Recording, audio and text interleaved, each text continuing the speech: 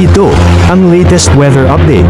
Alamin ang pinakasariwang ulat panahon ngayon dito sa Information TV Educational Channel. Kasi nga sa ating latest satellite images ay meron lamang tayo mga pasulput-sulput na mga pagulan pagkinatapagpuglo, maging makakapal na kaulupan na dala ng easterlies. Ito ang easterlies ngayon ang siyang nakakaapekto sa buong bansa.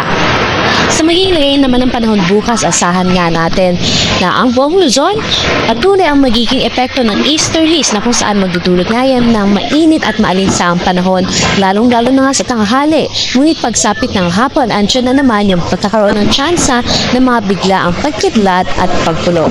Agwat ang temperatura dito sa Metro Manila at Tuguegarao, umaabot ng 23 to 32 degrees Celsius, Lawag 20 to 31 degrees Celsius at sa May Legazpi 25 to 32 degrees Celsius. Sa magiging lagay naman ng panahon dito sa may Palawan, maging sa Visayas at Mindanao, halos generally fair weather din ang aasahan natin dala ng easterlies, ngunit paghandaan nga yung tsansa ng mga pagulan, pagkilat at pagkulog.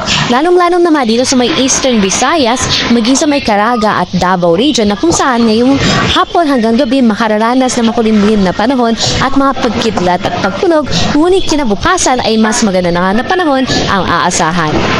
Agwat ng temperatura dito sa may Kalayaan, umaabot ng 26 to 30 degrees Celsius, Cebu 25 to 31 degrees Celsius at dito naman sa may Zamboanga 24 to 33 degrees Celsius at sa Davao 24 to 32 degrees Celsius.